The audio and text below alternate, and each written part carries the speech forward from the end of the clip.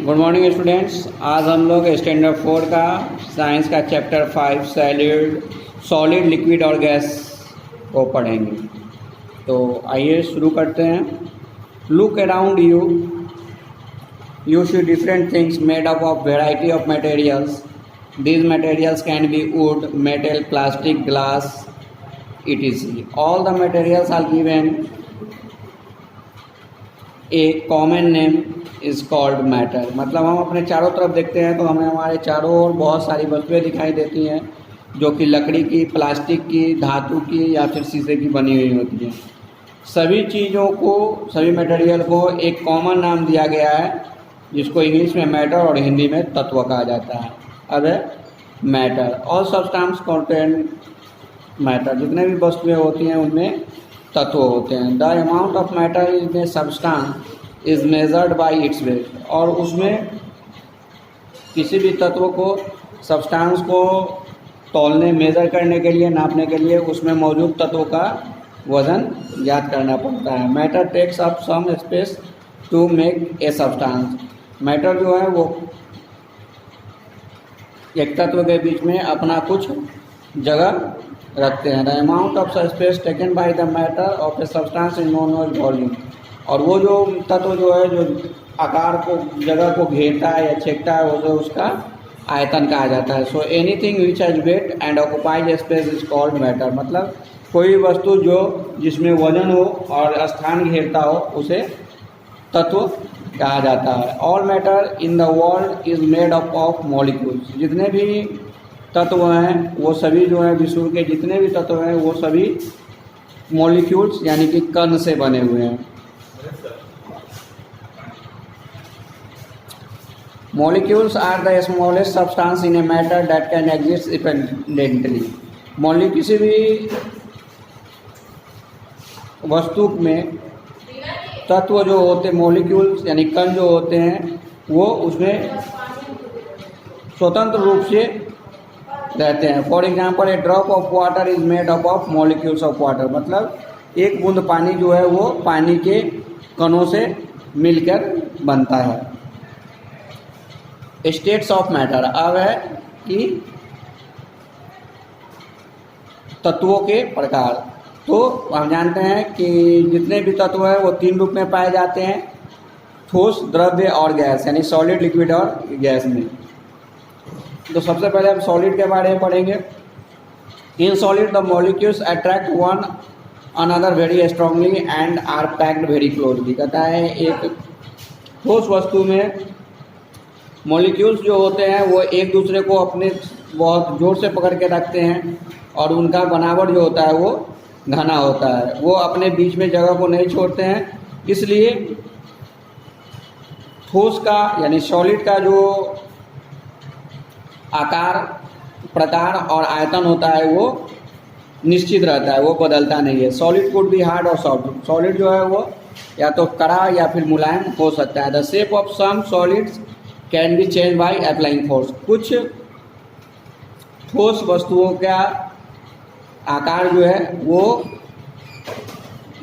ताकत लगाकर या ताकत यानी बल के द्वारा बदला जा सकता है।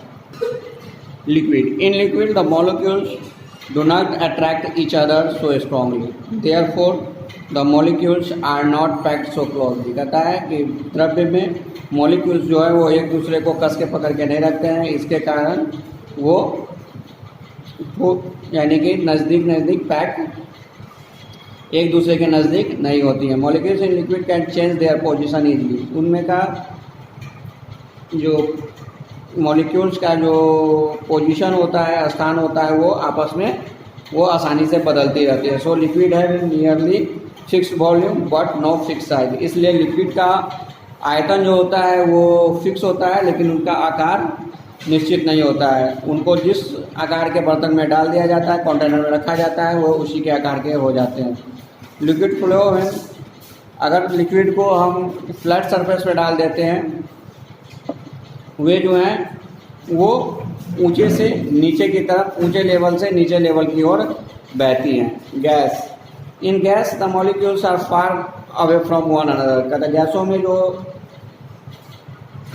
गैसों के जो कण होते हैं वो एक दूसरे से बहुत अलग अलग होते हैं और they attract one another very big force, और बहुत कमजोरी से वो एक दूसरे को अपनी ओर खींचते हैं। The molecules in gas move in all direction, गैसों के जो मॉलिक्यूल्स होते हैं वो सभी दिशाओं में फैलते हैं। Therefore gas do not have any definite shape and volume, इसलिए गैस का कोई आकार, आकृति या फिर आयतन नहीं होता है। They fill the container which they are stored, वे उसी कंटेनर में रहते हैं जिनमें उनको, उसी का आकार लेता है जिनमें उनको रख लिया।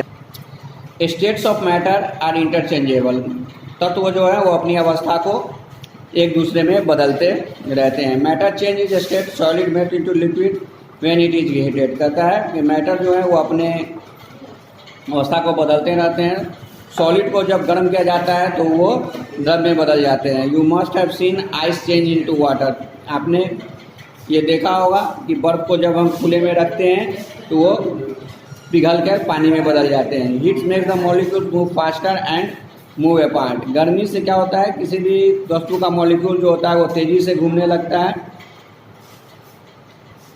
और अलग अलग होने लगता है। दस चेंजिंग सॉलिड इनटू लिक्विड, इसलिए सॉलिड जो है वो द्रव्य में बदल जाता है। Liquid change it state either bye heating और कूलिंग, लिक्विड जो है वो अपना स्टेट जो है वो गर्म करने या फिर ठंडा करने पर अपनी अवस्था को बदल देता है। By heating liquid change into gas, गर्म करने पे लिक्विड जो है वो गैस में बदल जाता है। You can see while boiling the water, या आपने जब पानी को हम गर्म करते हैं तो आपने देखा होगा कि उसमें से भाप निकलती रहती।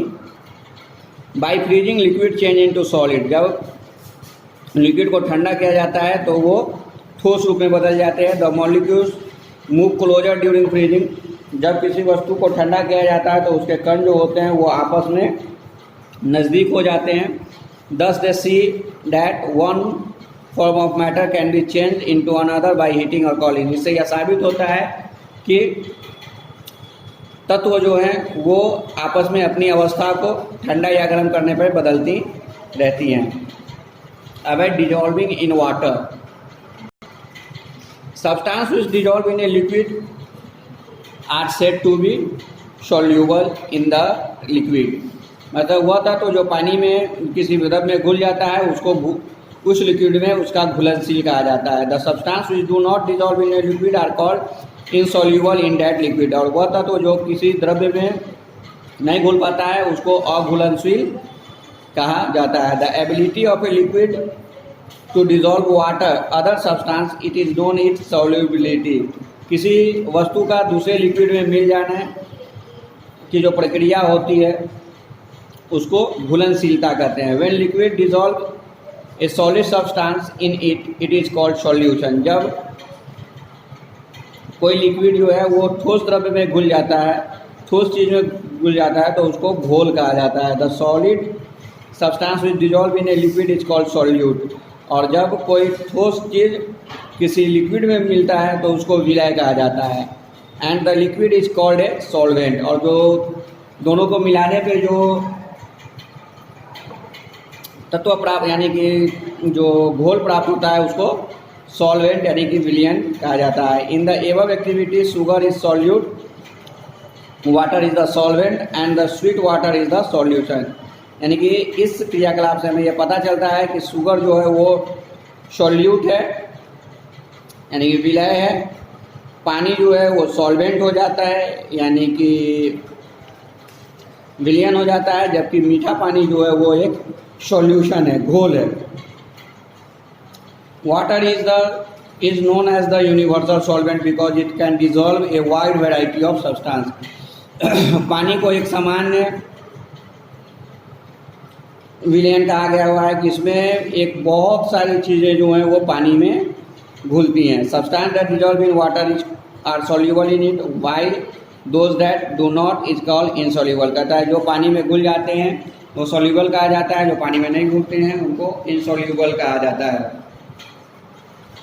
The above activity show that volume of the solution remains almost the same as the volume of the solvent, कहता है कि सॉल्यूशन का आयतन जो है वो सॉल्वेंट के आयतन के लगभग बराबर होता है। This is because sugar does not take up any extra space, ऐसा इसलिए होता है कि चीनी जो है वो आपस में कुछ अलग जगह नहीं सकता है। It's molecules only fill up the empty space between the molecules of water. यह बिल्कुल जो है वो पानी के बीच में जो मॉलिक्यूल्स में जो स्पेस होता है उसी में अपना जगह बना लेते हैं। तो इसी के साथ हमारा चैप्टर समाप्त होता है। इसको आप लोग अपने घर पे पढ़ेंगे और इसका ऑब्जेक्टिव और क्वेश्चन आंसर भेजा जा रहा है, इसको आप अपने कॉपी में नोट करेंगे और याद करेंगे। Good bye.